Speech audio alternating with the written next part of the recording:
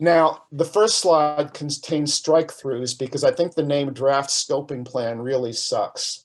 It makes you wonder if whoever named the plan was actively trying to sabotage it. I will be happy to take recommendations on something sexier to call it. Next slide, please.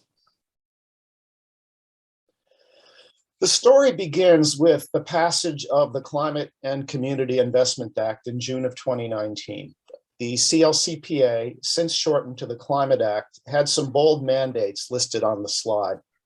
I just wanted to make several points. By 2040, we have to have 100% renewable electricity. By 2050, we need to be at net zero carbon emissions, defined as an 85% reduction in greenhouse gas emissions with sequestration of the other 15%. Note also that 40% of the benefits are to go to disadvantaged communities. The law didn't specify how to reach those goals, though. That was left up to the Climate Action Council. Next slide. The CAC has met roughly monthly since March of 2020. Since then, they've determined that the Climate Act goals are feasible. They've convened and received final recommendations from advisory panels representing all sectors of New York's economy.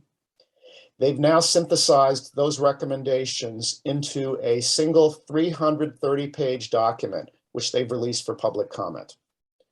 We have until June 10th to make those comments, either in written form or at one of the 7 public and 2 virtual hearings, which will be convened in April and May. The final scoping plan incorporating those comments must be delivered to the legislature and the governor's office by the end of this year. Next slide. Now, the scoping plan targets 6 sectors of the New York economy for greenhouse gas reductions. This slide shows those sectors and the amount each contributes to New York's greenhouse gas problem. Note that 3/4 of the greenhouse gases emitted by New York come from the building, transportation, and power generation sectors alone. Next slide. We're going to start with the building sector. It produces 32% of our greenhouse gas emissions, the most of any sector. New York has 6 million buildings of all kinds, with 7.4 million households living in them, and with 5 billion square feet of commercial space. Our housing stock is also old, so old, in fact, that most of it was built before there were energy codes. It doesn't help that almost half of New York households are low and middle income and will need help with modernizing.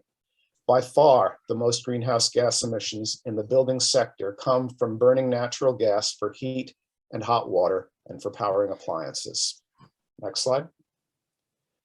Decarbonizing the building sector is basically pretty simple. We need highly efficient heat pumps, which use ultra-low global warming potential refrigerants, as well as highly insulated buildings. The heating units and appliances should be able to interact with the grid and provide load flexibility. We also need to protect disadvantaged communities from being displaced because of inability to pay for these improvements. Next slide. So how do we get there? First, we have to enact zoning and building codes, and we have to do it fast. We start by repealing 2 Public Service Commission statutes. The first requires free natural gas hookups whenever the customer can be serviced with a gas main extension of 100 feet or less, otherwise known as the 100-foot rule. The second requires utilities to supply any customer with natural gas on demand. These 2 statutes must go. The scoping plan also specifies that by 2023, all new construction must be highly insulated, 100% electricity ready, and ready for docking and charging of electric vehicles. Gas service to new homes and small apartment buildings must be prohibited by 2024, and to new high-rises and commercial buildings by 2027. Next slide. Between 2027 and 2030, we should start phasing in requirements for commercial and multifamily buildings to be retrofitted for high efficiency insulation. We need to require that by 2030, worn out furnaces must be replaced by heat pumps in homes and small apartments, and in larger buildings by 2035. By 2035, we must require all newly installed appliances to be electric.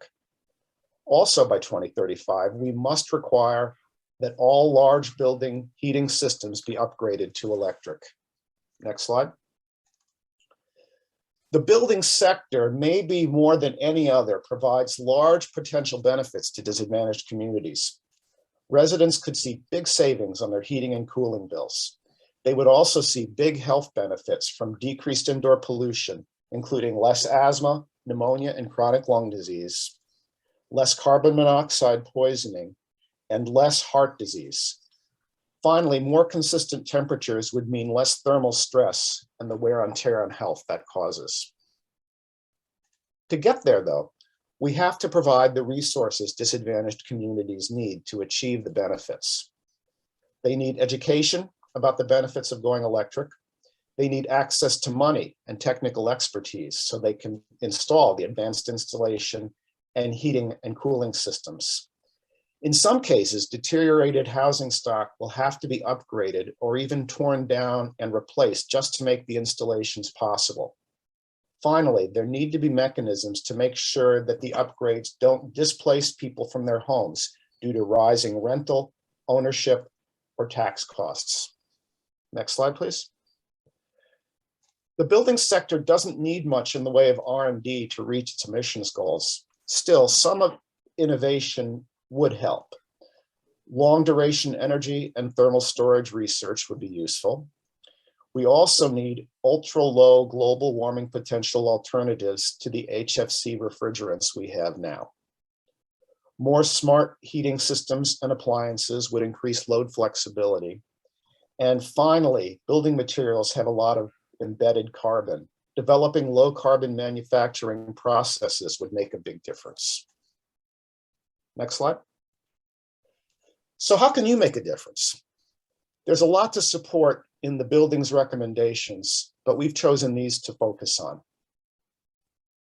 Strongly support eliminating natural gas use in buildings while still maintaining reliability and affordability.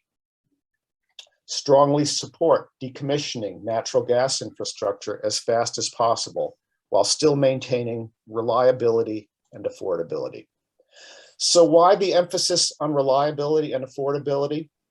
It's because natural gas interests are trying to kill the scoping plan as unaffordable and unreliable. The wording is in the plan, and we need to emphasize it. Support incentives for building owners to replace their natural gas furnaces and appliances with electric alternatives before they reach the end of their useful life. Loudly support the building and zoning code changes that would rapidly get us off natural gas, especially eliminating the 100-foot rule and the rule requiring natural gas hookups on demand. Next slide.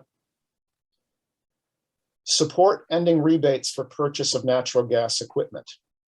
And finally, loudly support the Renewable Heat Now legislative agenda. The reference for it is here. It's a separate legislative package, but it captures the heart of the scoping plan building sector recommendations.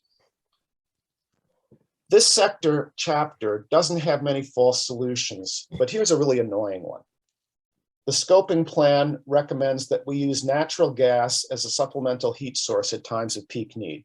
Natural gas interests had this bullshit inserted so they could maintain their pipeline infrastructure. Testify against it in your written and spoken comments. Finally, push for funding for disadvantaged communities. They must not be left behind.